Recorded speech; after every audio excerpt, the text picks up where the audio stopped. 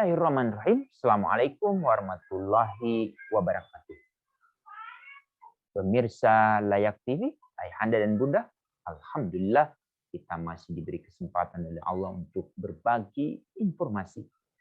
Kali ini kita melanjutkan pembahasan terkait dengan konvensi hak anak, terutama di klaster 3, prinsip umum konvensi hak anak. Ayahanda dan Bunda, bila kita ingin mendalami prinsip-prinsip yang ada di konvensi hak anak ini, berharap kita perlu mendalami juga ada beberapa hal yang perlu kita pelajari, yaitu terutama terkait dengan komentar umum Komite Hak Anak PBB nomor 12 tahun 2009 tentang hak anak untuk didengar. Nah, di general comment itu kita akan mengetahui pada momen-momen apa sebetulnya anak itu perlu dimintai pendapatnya untuk didengar. Kemudian yang kedua adalah komentar umum Komite Hak Anak PBB nomor 11 tahun 2009 tentang anak, masyarakat adat dan haknya dalam konvensi. Ini pertama terkait dengan prinsip non-diskriminasi. Ini juga kita dapat pelajari bersama-sama. Lalu yang ketiga adalah komentar umum Komite Hak Anak PBB nomor 14 tahun 2013 tentang hak anak agar kepentingan terbaiknya dijadikan pertimbangan utama. Ini nanti kita akan dalami juga pembahasannya ada di pasal 3.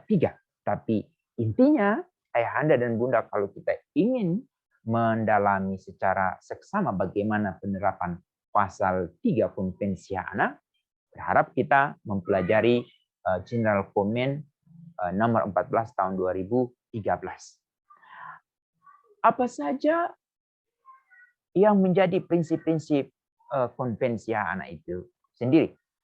Yaitu pertama, di dalam mengimplementasikan prinsip-prinsip ini terutama pada saat penyusunan, pelaksanaan dan evaluasi kebijakan dan program, kita sebagai orang yang mendapat amanah ini perlu mempertimbangkan apa saja yang harus kita pertimbangkan di dalam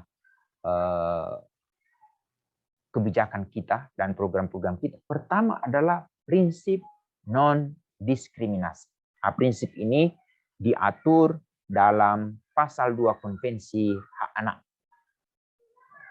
Apa pentingnya kita menerapkan prinsip ini? Pentingnya itu sebetulnya bila kita benar-benar mau menerapkan prinsip ini, baik itu di pemerintah maupun di swasta atau di masyarakat, itu sebetulnya ditandai dengan adanya kebijakan penyediaan fasilitas-fasilitas yang dapat diakses oleh disabilitas, seperti di perkantoran atau di tempat-tempat umum itu menyediakan parkir khusus disabilitas. Ini artinya orang-orang atau anak-anak yang disabilitas bila mereka diantar atau berkendara, mereka mendapat prioritas dalam penggunaan parkir. Lalu yang kedua adalah adanya akses untuk kursi roda. Bagaimana? Apakah di kantor-kantor kita sudah memiliki itu juga? Kalau sudah, itu berarti kita sudah menerapkan prinsip ini sesungguhnya. Lalu yang ketiga, kita menyediakan toilet untuk mereka yang disabilitas dapat mengaksesnya. Nah, untuk itu, Ayahanda dan Bunda, baik kita memiliki layanan pendidikan, layanan kesehatan, layanan sosial, atau layanan untuk publik, ini harus memperhatikan apa yang menjadi catatan terkait dengan penerapan prinsip yang pertama. Tapi yang lain, bila Ayahanda dan Bunda mau mendalami tentang penerapan prinsip non-diskriminasi ini, Komite Hak Anak PBB juga telah mengidentifikasi ada sekitar 53 item yang membuat anak itu merasa terdiskriminasi. Yaitu bila kita membanding-bandingkan layanan anak-anak, lalu kemudian kita memanggil anak tidak sesuai dengan yang tercatat di kutipan akte kelahiran, atau mengatakan kepada anak, beruntung kamu. Nah, ini juga menjadi sangat penting untuk kita perhatikan bahwa kita tidak mudah mengeluarkan kata-kata yang membuat anak merasa tersinggung.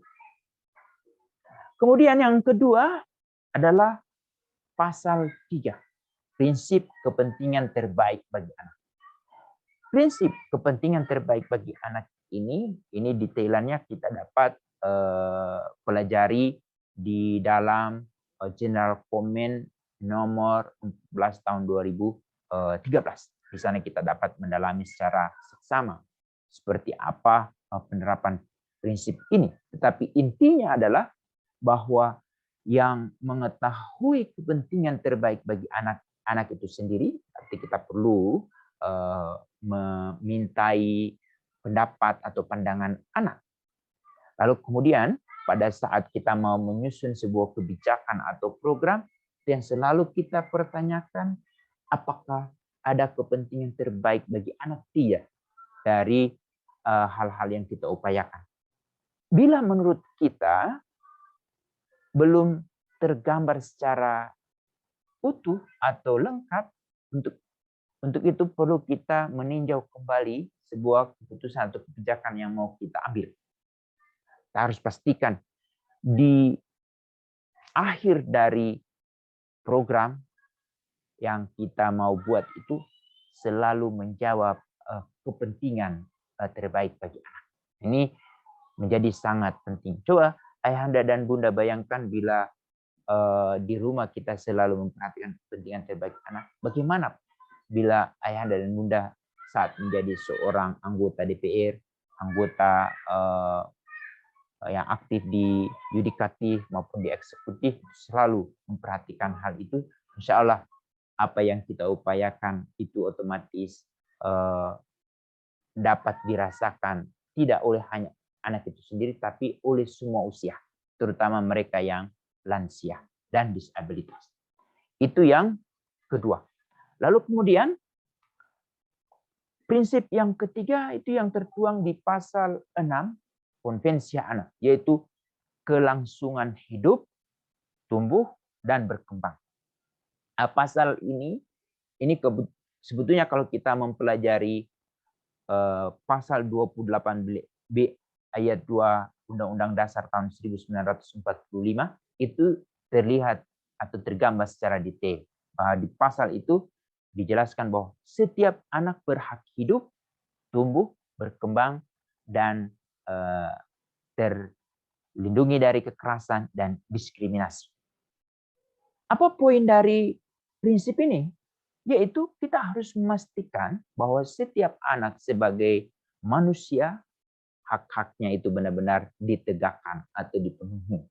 Untuk itu, berkata saja kepada anak tidak diperkenankan, apalagi dia mengalami hal-hal yang membuat diri dia merasa terganggu kehidupannya. Ini yang menjadi catatan penting yang perlu kita sadari dan perlu kita pahami bersama-sama. Dan kalau bisa menjadi hal yang selalu kita pikirkan bersama-sama bagaimana memastikan hal ini terjadi. Itu yang pertama. Yang kedua terkait dengan prinsip tumbuh. Tumbuh ini tergantung apa yang dia makan, apa yang dia pakai, dan di mana dia tinggal. Kalau itu semua benar-benar layak, itu yang kemudian akan memungkinkan anak itu tumbuh secara maksimal. Nah, ini menjadi perhatian dari teman-teman yang ada di bidang penyediaan layanan kesehatan. Lalu yang ketiga terkait dengan prinsip berkembang. Berkembang ini adalah bagaimana kita memastikan anak itu setiap detik, setiap menit, setiap jam dia terakses dengan hal-hal yang positif saja. Nah, untuk itu bagaimana kebijakan-kebijakan yang kita kembangkan, program-program yang kita kembangkan untuk memastikan bahwa anak selalu terpapar dengan informasi-informasi positif atau terakses informasi-informasi positif. Lalu kemudian bagaimana kalau ada kesempatan bagi anak mengakses informasi-informasi negatif seperti kekerasan, intoleransi, dan pornografi? Nah, disinilah penekanan dari kita sebagai orang dewasa untuk mengembangkan sebuah kebijakan atau program tentang melek digital. Nah, di sana bahwa akan dibangun sebuah pemahaman pada anak bila mereka terakses dengan informasi kekerasan, intoleransi, dan pornografi, maka dari diri mereka itu sudah dikuatkan dan mereka selalu mendapatkan penekanan bahwa jangan sampai mereka mengekspresikan melalui mulut atau tangannya hal-hal yang mereka peroleh. Itu hanya menjadi pengingat bagi mereka agar selalu berhati-hati di dalam pergaulan, di dalam kehidupan sehari-hari. Ini menjadi salah satu prinsip yang perlu juga diperhatikan, terutama bagi mereka-mereka yang mengelola atau menyelenggarakan pendidikan. Lalu yang terakhir, ini yang menjadi sangat penting untuk kita harus perhatikan terkait dengan prinsip mendengarkan pandangan anak. Ini semua diatur di dalam pasal 12. Bila kita mempelajari Konvensi Anak pasal 12, kita akan menemukan hal yang menarik untuk memastikan bagaimana anak itu terfasilitasi untuk mendengarkan pandangannya. Yang oleh pemerintah Indonesia pasal ini diterjemahkan di dalam pasal 24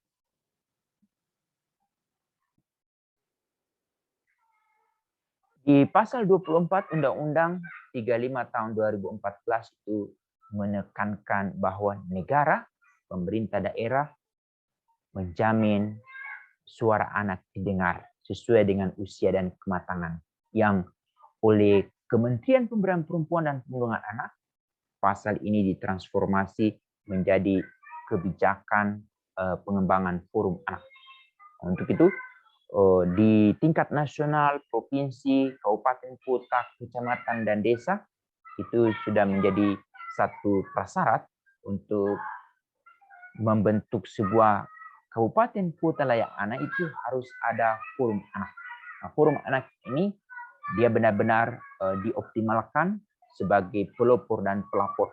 Untuk itu, orang-orang dewasa yang ada di sekitar anak, terutama yang ada di pemerintahan, untuk meningkatkan kapasitas anak terkait dengan apa yang diperankan oleh setiap dinas, setiap kementerian atau badan atau lembaga, sehingga anak-anak dapat ambil bagian sebagai pelopor dan pelapor.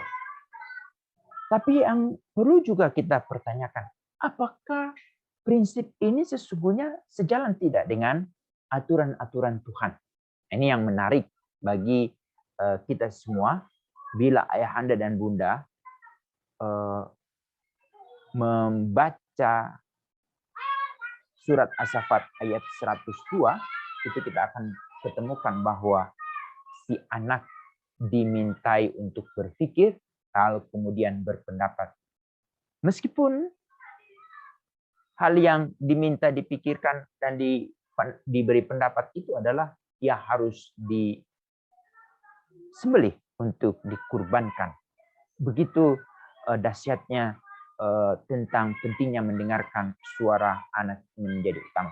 Lalu kemudian kalau kita mau mendalami tentang hak asasi manusia, ada 4 hal yang perlu mendapat perhatian terkait dengan hak untuk mendengarkan suara. Itu yang masuk ke dalam hak politik. Jadi sejak kapan hak politik seorang manusia itu mulai diperhatikan atau didengar? Yaitu sejak mereka masa usia anak di dalam kandungan, pada saat mereka dilahirkan, pada saat mereka 1 hari, 2 hari, 3 hari, udah hidup di dunia, mereka itu dengan melalui tangisan, kemudian mereka ingin menyampaikan kepada orang-orang yang ada di sekitarnya bahwa mereka perlu dibantu dengan cara-cara yang dapat diekspresikan melalui tangisan, yang oleh seorang sarjana lulusan IPB itu menghasilkan sebuah aplikasi terjemahan tangisan bayi. Jadi bisa dibedakan apakah bayi itu dalam keadaan panas atau haus atau gelisah. Tangisannya itu berbeda-beda. Lalu kemudian pada saat mereka sudah mampu menyampaikan pendapatnya dalam bentuk tulisan atau dalam bentuk gambar atau dalam bentuk lisan, ini juga harus mulai diperhatikan. Tapi bagaimana kita memastikan hal tersebut? Kuncinya ada di rumah. Untuk itu, ayahanda dan bunda menjadi pendidik pertama dan utama. Kita harus mulai memastikan mendengarkan suara anak itu menjadi utama. Catatan penting, bila kita mendalami pasal 12 Konvensi Anak, terutama General Comment, saat kapan anak itu perlu didengar? Pertama, pada saat ayahanda dan bundanya mau berpisah karena sudah berbeda prinsip. Lalu yang kedua, pada saat anak harus dipisahkan dari tempat tidurnya atau anak itu harus tinggal di tempat lain. Lalu yang ketiga, pada saat anak menjadi pelaku tindak pidana, anak tersebut perlu didengar pandangannya. Demikian, semoga apa yang kami sampaikan ini bermanfaat, dan bila ayahanda dan bunda ingin mendalami, dapat membaca berbagai dokumen yang sudah kami sebutkan, tapi intinya adalah dengan kita mengaktifkan 4 prinsip di dalam penyusunan, pelaksanaan, dan evaluasi kebijakan program, insya Allah apa yang kita upayakan terhadap mereka nanti akan dibalas secara langsung oleh anak-anak kita pada saat mereka menjadi orang dewasa, baik sebagai orang tua, baik sebagai pejabat, atau sebagai pengusaha, atau sebagai anggota masyarakat. Demikian, Assalamualaikum warahmatullahi wabarakatuh.